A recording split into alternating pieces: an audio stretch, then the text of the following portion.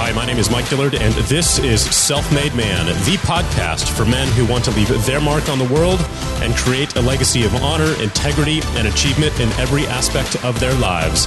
I'm glad you're here, and once again, it is time to forge your destiny. In just a few years' time, the year will be 2025, and that is the year the world will change forever. Why? Well, because 2025 is when your computer will have the same processing power as the human brain. And then just 18 months later, it will be twice as fast. And then 18 months later after that, 4 times as fast, as Moore's Law continues its exponential rise. Combined with the recent developments in AI and physical robotics, and the world is about to change in a way that is difficult to comprehend. Now, the careers of drivers, doctors, lawyers, financial advisors, customer service agents, teachers, truckers, soldiers, and more are all at risk of disappearing within the next 15 years, which poses an incredible question when you realize that there will be around 8 billion people on the planet, all of whom need work, who need to earn a living, and who all need a purpose. What will my 6-year-old son Chase possibly be able to do in 20 years that a superhuman robot cannot? What will your children do, and what will you do? So, what can you do today to create financial security for yourself and your children in a world without jobs? The time to start thinking strategically about these changes is now, because your future is not going to look like your parents'. So to help us navigate what's to come, we are joined by Silicon Valley CEO and the author of the New York Times bestselling book, Rise of the Robots, Martin Ford. This week's recommended resource is Blinkist.com. So if you have a library at your home that continues to grow with unread books as they show up each week from Amazon, like myself, Blinkist is the solution that you're looking for, as their team dives into the hottest books of today and distills them down to a simple 15-minute summary that contains the most important information that you need to know. So check it out. I think it's an awesome company and a resource. Once again, any of these recommended resources are unpaid or unsponsored. This is just services, tools, products, people, and companies that I've personally found that I like to use and that I think you will find useful as well. With that being said, please help me welcome Martin Ford as we navigate the rise of the robots. Martin Ford, welcome to Self-Made Man. Thanks for having me. Absolutely. So this is a conversation I've been really looking forward to having about a topic that I'm extremely interested in, which is, for lack of a better word, the rise of the robots, artificial intelligence, and how our world is changing at an exponential rate when it comes to the job market specifically and our economy. And I can't think of a better person to have to discuss this topic than you on the show. So once again, welcome. And I would love it if you could take a few minutes to bring our audience up to speed on your story and who you are and how you really became an expert in this area. Okay. Well, I'm someone who's run a small software business in Silicon Valley for many years, and I started that business back in the mid-1990s. And I ran that for a while, but back in the 1990s, software was actually a tangible product. It was shipped on CD-ROMs, and it came with a manual, and it all had to be put in a box and sent to customers. And so even running a small software business, you had to hire people to do that, or you had to outsource that to another company, which I did. But one thing I noticed in running that business was that, that kind of work really evaporated very rapidly. And now, of course, software is, delivered electronically to the customer. So there isn't any tangible product, or maybe it's even just hosted in the cloud. So nothing is really delivered at all. But the point is that a lot of that type of work, even in my own little very small business, I saw that directly. And that really got me thinking about, what does this mean for the future? Because it was clear to me that as artificial intelligence and robotics sort of came online and became more powerful, it wasn't just going to be, the software industry, or of course we see the same thing now in the music industry and with ebooks and so forth, but it was going to become much more broad-based than that. And so I thought about that a lot. And back in 2009, which is almost, it's 8 years ago now, I wrote my first book on this, which is actually a self-published book. It wasn't even published by a major publisher, but that really delved into this issue and argued that eventually we're going to run out of jobs, that a lot of people are simply going to be irrelevant to the economy. And that book, over the course of years, got enough attention that eventually I was able to find a publisher to publish the second book, Rise of the Robots, which of course has gotten a lot more attention just because it was a traditionally published book. Let's dive into really the concept behind the book. What does Rise of the Robots mean? And, what's your theory on what's going to take place here very soon? Well, the central argument of the book is that AI and robotics are going to eventually displace a lot of people from the job market. And this is happening because, most people in our workforce come to work and they do relatively routine, predictable things. They tend to do the same kinds of things again and again, not necessarily rote repetitive like standing on an assembly line, but people face the same challenges again and again. And we now have technologies, especially machine learning, that can really look at data and learn how to do things. And that technology is going to become, just dramatically more powerful. That's happening already. And it's going to scale across all kinds of occupations. There's going to be, most people tend to focus on actual robots in factories and things like that. And they sort of expect to see automation there. And that's certainly going to continue and become much more powerful.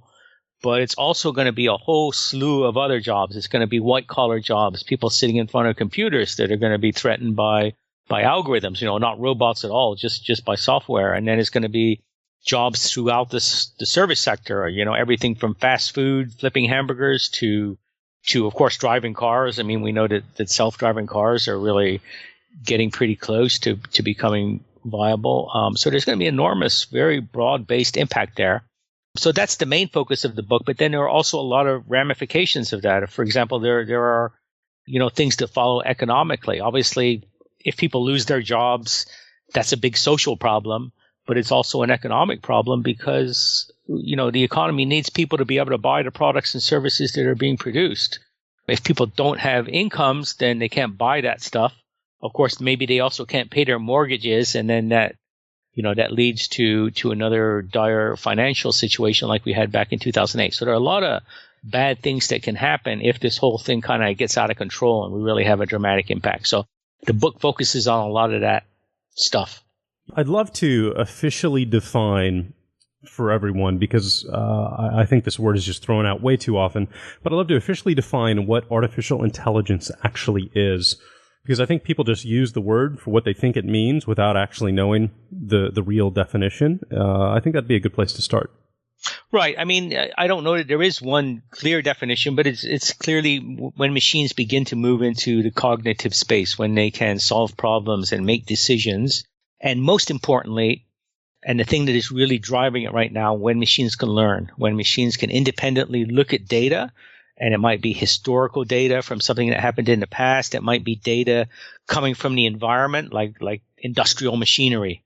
And they can look at that data and they can learn from it without being programmed step by step what to do. They can actually learn from that. And that's really at least the beginning of cognitive capability and artificial intelligence, although there are many other related ideas. And then there are of course, somewhere out in the future, there's the concept of what we might call true artificial intelligence or strong artificial intelligence or artificial general intelligence. And that means a machine that is equal to a human being in terms of its ability to think. And that's still science fiction, but it could happen. Many people think it might happen within perhaps 30 years.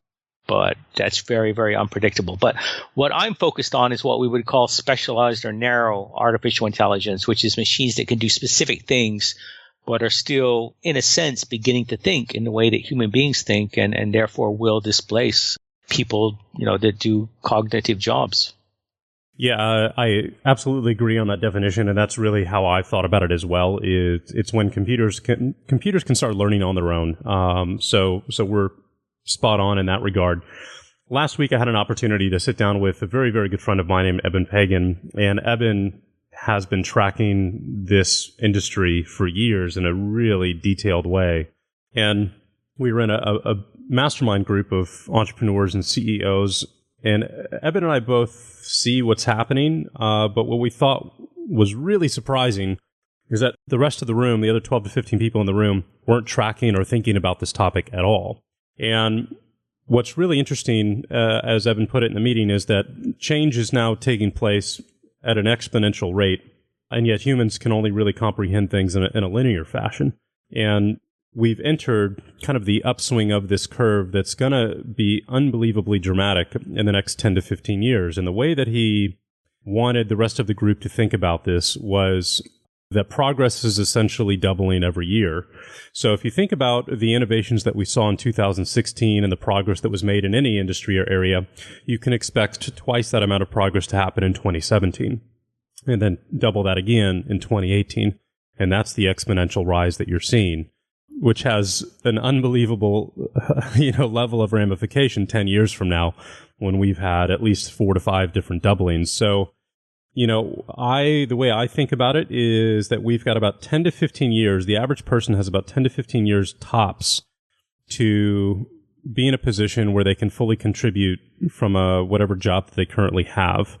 It's at that point, it is definitely at risk if they haven't lost it already, and their life is absolutely going to change. Is that the way that you're looking at this as well from a job standpoint? Generally, I would say that what you're saying is probably a fairly extreme characterization, and that many people would argue that it might be more gradual than that. I mean, the technology itself is accelerating.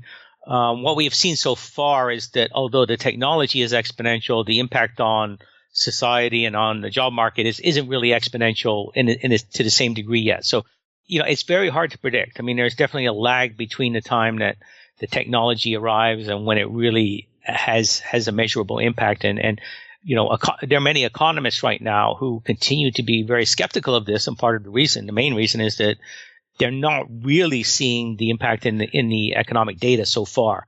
So I tend to agree with you that in the future we're going to see a disruption, but I'd be less confident or less confident about predicting the exact time frame. I mean, and maybe I tend to think 15, 20 years is probably a good guess, at the point at which all of this becomes really unambiguous and obvious, but it might be sooner than that. I mean, I know some people that think in terms of 5 to 10 years, and maybe it will take longer. It just depends on a lot of variables. But the important thing to note is that we are looking at this disruption. It could come way before we're ready for it.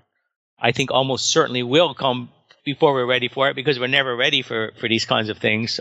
And certainly we aren't talking about this to the extent that we should be talking about it. There's so many things going on politically right now, so many other things that people are focused on, that this issue is starting to get more attention clearly, but not as much as it should be getting. Yeah, it just, the primary concern comes into how it does affect the overall job market of the masses. Let's just say 10 years from now, when you see people out of work, when you walk into a fast food restaurant, you're now ordering from a screen or, a robot, frankly, and you're just speaking your order and the hamburger is being made automatically, which, is now happening this year. I saw the very first automated hamburger machine, if you will, that looks like a soda machine at an airport that makes your burger right there for you. So that starts to become a real issue politically, obviously, and some of the solutions that have been discussed and thrown out there over the last couple of months are things like a universal living wage. Can you describe what that is for everyone? Right. The better term is universal basic income or guaranteed minimum income, and this is not by any means a new idea. I mean, famous people like Friedrich Hayek, who was actually a very conservative icon, was supporting a guaranteed minimum income way back in the 1930s. So it's an idea that has been around for a long time. It's been supported both by liberals and by conservatives and libertarians. So it's an idea that has had a lot of support really across the political spectrum, but it's always been kind of a fringe idea. It is getting more traction now, although I would say that it still remains kind of a fringe idea. I mean, it's really hard to imagine it being politically viable anytime soon in a country like the United States, but it is definitely, getting a lot more attention. There are some experiments going on throughout the world, in Finland, for example, in the Netherlands, and even here in the United States, in Silicon Valley, there's a privately funded one. And the essential idea is that you give everyone money every month, and people will disparage that as saying you're paying people to be alive, and people have a real problem with that. But the idea is that if there aren't enough jobs out there and people don't have the means to earn an income, you're going to have to supplement their income. And the way a universal basic income does is essentially you give probably every adult a set amount every month, just as a right of citizenship, say. Another term for a universal basic income that I like actually better would be a citizen's dividend. And the idea is that, our society is now so wealthy and we have all of these institutions that we rely on, things like functioning markets and property rights and the court system. And you can argue that those, that basic infrastructure of capitalism, which makes it possible for some people to really make extraordinarily amounts of money, that really belongs to everyone. Those institutions and all that accumulated technological progress is kind of an asset, a resource, almost like oil in the ground. And perhaps everyone should get a dividend from that, much in a way that in Alaska, for example, everyone in the state of Alaska gets a dividend from that state's oil wealth. So we might sort of extend that idea to all our technological and institutional wealth. So it's a radical idea, but as you look forward and you think about the implications of all of this, I don't see many other ideas on the table that really can address the problem.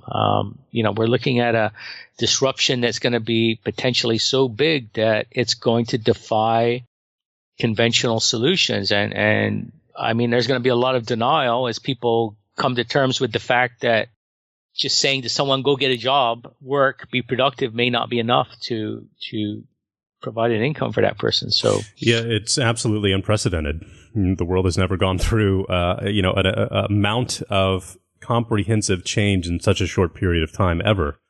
I wanted to go over maybe some of your favorite examples of how this is taking place. And I've got a few that I've observed and read about over the last couple of years to give people an idea of what's coming, a glimpse into the future. One of the first articles that I read about 3 years ago was a company that had developed an AI system for customer service and it was making outbound or answering inbound customer service calls.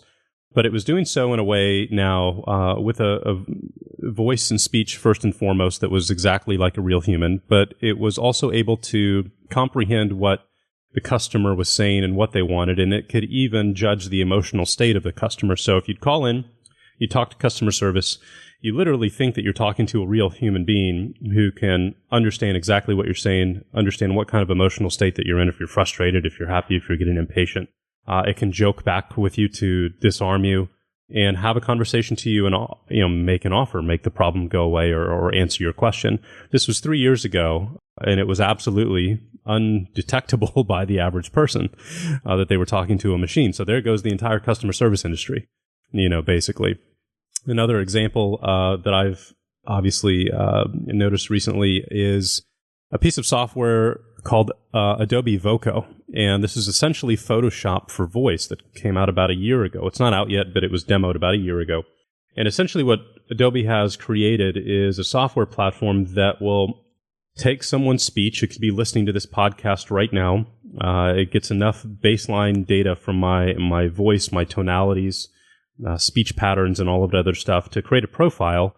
And then you can go in and you can type in whatever you want, and it will come out as my voice in an indistinguishable way from as if I had already, said it personally.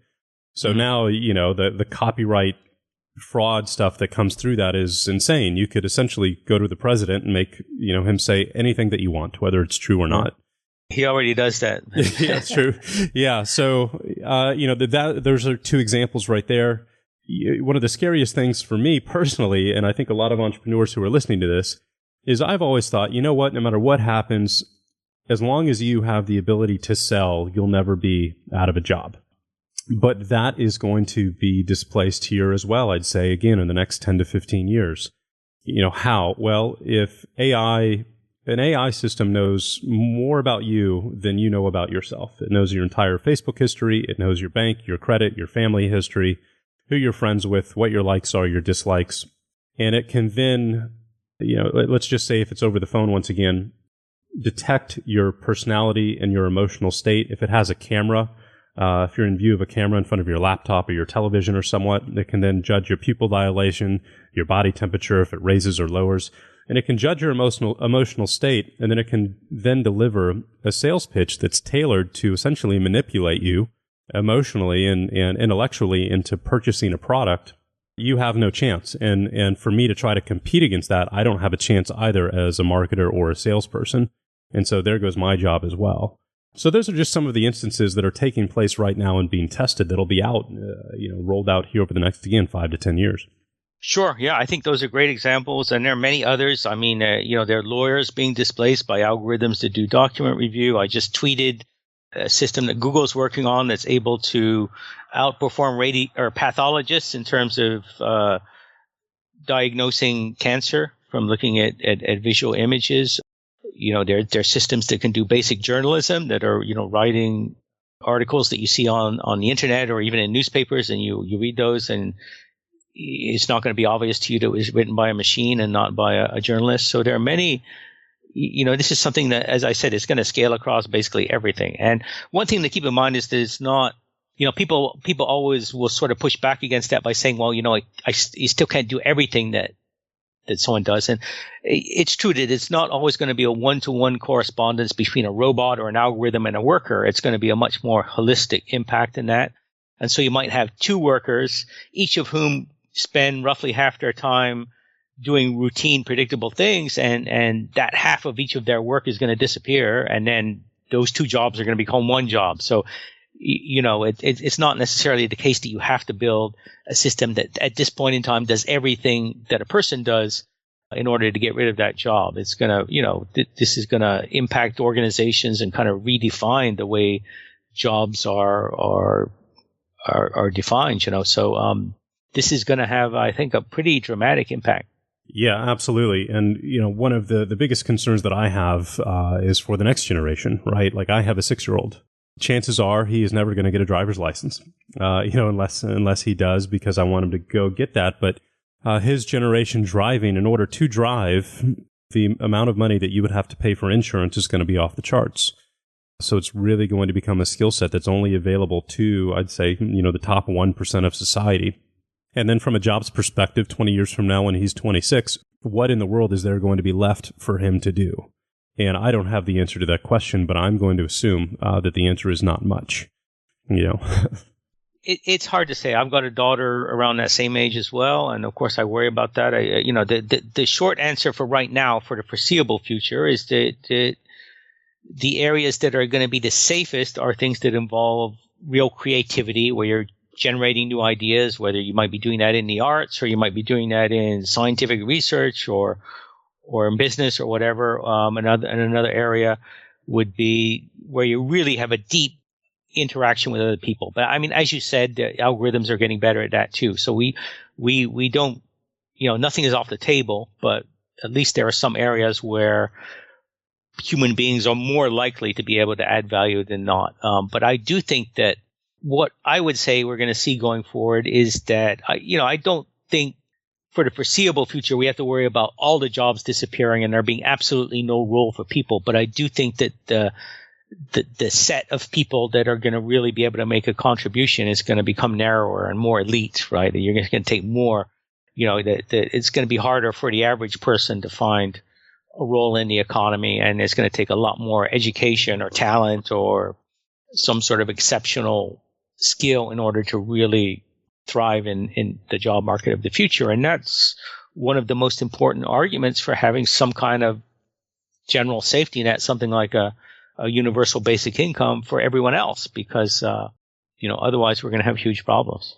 Yeah, agreed. I mean, there's a bunch of questions that come to mind, down the road, let's say 20 to 30 years from now, when the physical abilities of, let's say, robots have caught up with and now match the AI ability, right? Where you've got robots walking around like from the movie I, Robot with Will Smith that can do things better than a human can do. Is there a need or a benefit to having 6 or 7 billion people on the planet anymore, or is that causing more harm than good? Especially if there's really no tangible use for them or way for them to participate in the economy. And from a psychological standpoint, one of the most concerning parts of this entire evolution here is what happens when you take away a man or a woman's purpose. So if you've spent the last 20, 30 years of your life honing a skill, becoming the best of the best in that world, whether you're a craftsman or an engineer, whatever it may be, and you're no longer needed and you no longer have a purpose, and from a man's perspective specifically, you're really no longer able to provide for your family. What does that do to people? Well, traditionally, it's not good. It's not pretty. It ends up with alcohol. It ends up with substance abuse. It ends up with violence. All kinds of really ugly stuff. It's not like people are just going to sit back and be like, all right, I'm going to watch television and be entertained, all day long.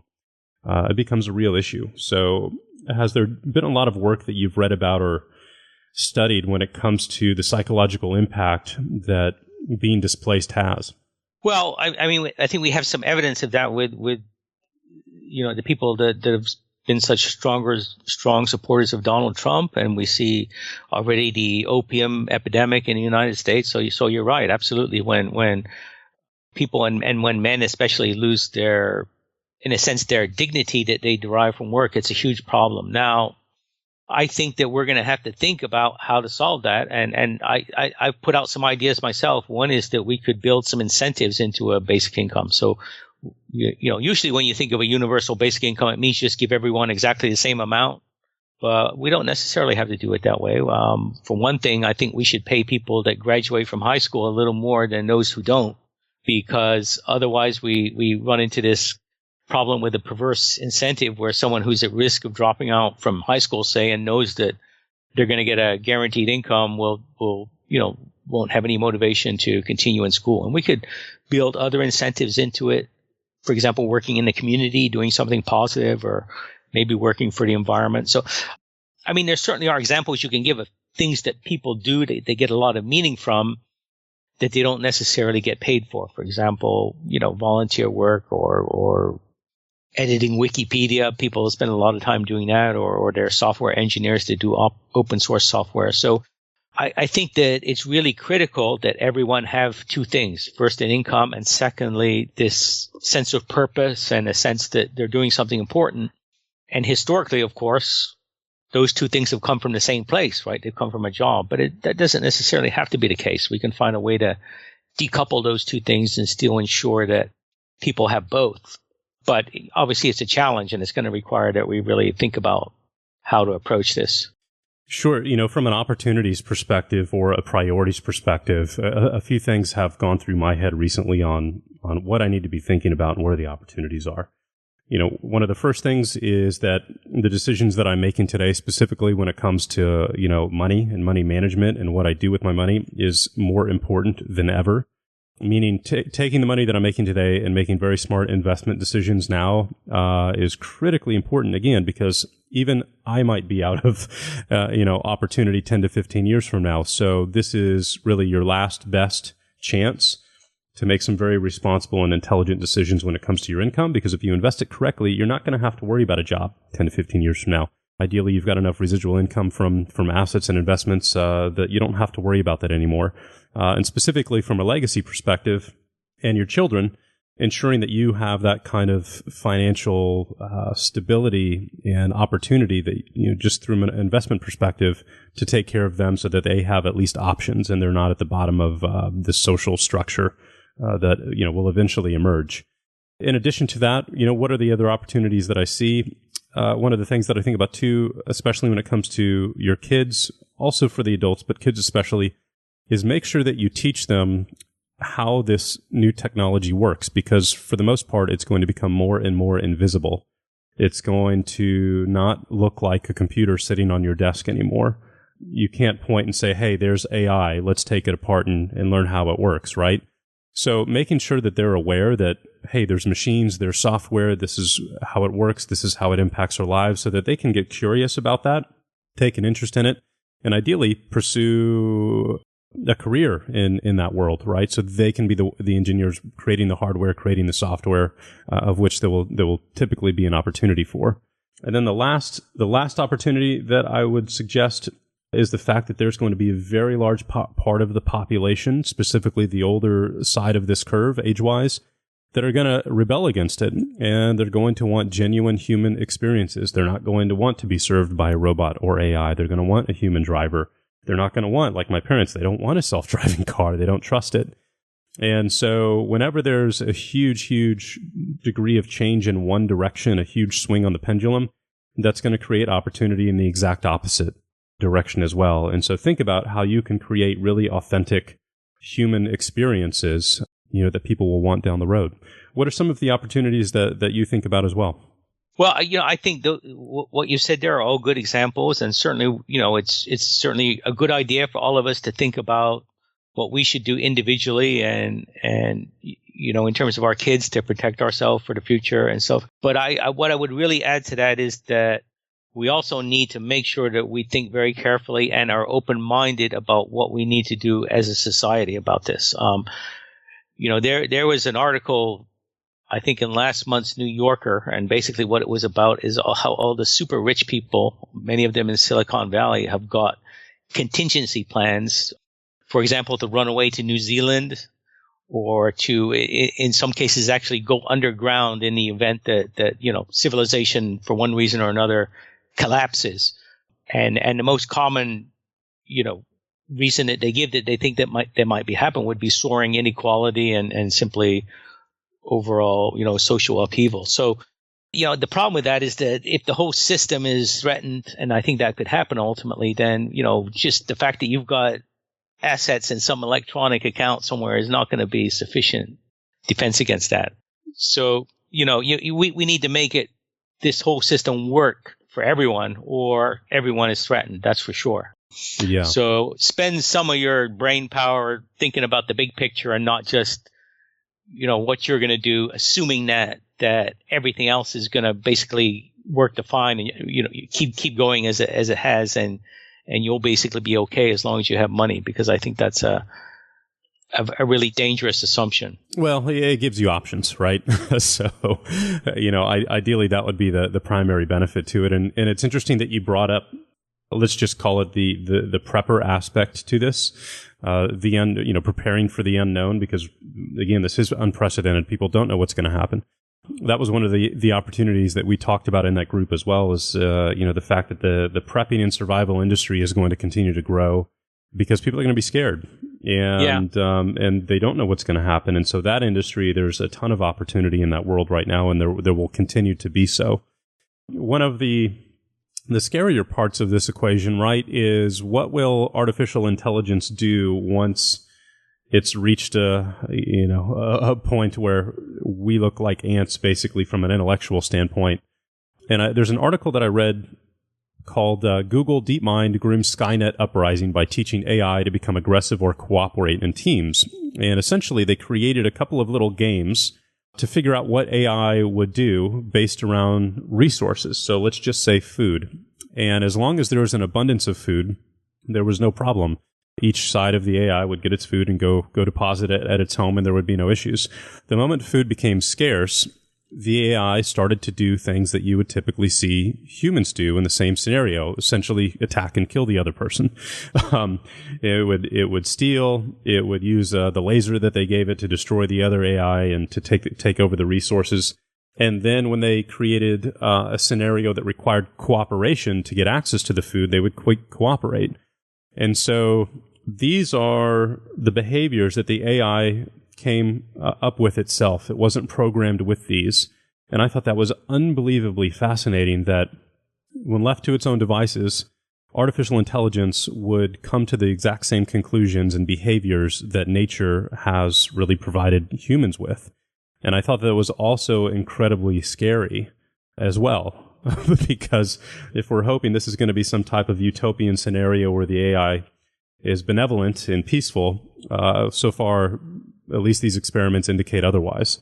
What are your thoughts around that? Yeah, I mean, a lot of people are worrying about that.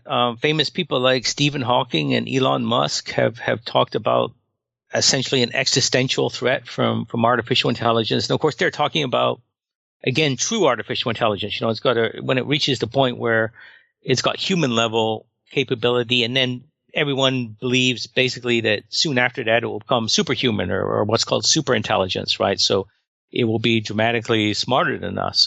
So, I mean, that's a real problem. If AI, is dramatically more capable of us and has its own intentions and maybe, looks at us the way we look at insects, then that could be a real issue in terms of what happens in the future. And a lot of people are actually working on that. Elon Musk has given a lot of money to set up think tanks and so forth that are actually working specifically on that problem. How can they ensure that artificial intelligence is friendly to us and doesn't want to, wipe us out?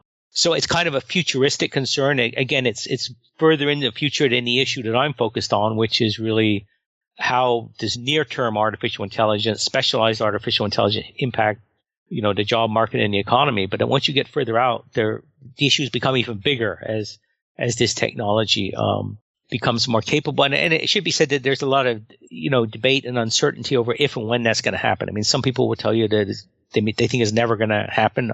I tend to disagree with that. I think eventually we'll be able to build a machine that can think like a human being and therefore will be able to exceed us at intelligence. But it's very unpredictable as to, when that could happen. But certainly it's a huge threat. If you had to bet your entire net worth, everything that you owned right now here today, would you bet that the future looks more like Elysium, where there's the haves and the have-nots, there's the elites, living in their isolated part of the world and their little utopia, then there's the rest of the world living in the slums? Or would you bet that it's more of a utopia scenario for everyone? I guess, is that a positive or bleak? I would bet that in the long run it becomes more positive. I don't think that, the problem I keep pointing out is that the Elysium scenario, the problem is that the economy is going to collapse because you need people to buy the products being sold. So I'm kind of skeptical of this idea that the rich can just have their own society and be safe and everything will work out fine for them. I think that we are going to see extreme inequality possibly in the short and intermediate term, but eventually we'll work it out and things will probably still be very unequal, but at least will be more utopian and a better world. I mean, that's at least my hope. Well, I think the overall conclusion here is that we are in for an unprecedented level of change. And again, the change is happening exponentially, folks. So it's not linear. It's, 10 years from now is not going to be 10 years of progress as we've known it. It's going to be 20 years of progress in 10 years, right? So minimum. So think about this. Keep it at the top of your mind. Study it. Look for the opportunities. Look for, ways that you can make an impact and prepare for it. One of the great ways to do that is to start, with the Rise of the Robots book. So, where can folks go pick up a copy of that and to connect with you, Martin? Obviously on Amazon, but where can they follow your work as well? Yeah, the best place to follow me is on Twitter, and my handle is mfordfuture. Awesome. And Rise of Robots is available now at Amazon, I assume? Yeah, it's at Amazon or a lot of bookstores too. Awesome. Well, Martin, thank you for joining us for this discussion. This is a topic that I'm infinitely, passionate and interested about. Thank you for your book on the subject matter. And folks, I cannot encourage you enough to wake up to what's taking place in the world around us and to turn it into an opportunity for you instead of a challenge that you're going to have to deal with down the road. So thank you so much for joining us once again. If you loved this discussion and if you learned something here today, be sure to pass this along to your friends and family members. And once again, thank you for support of the show as always. We'll see you next week.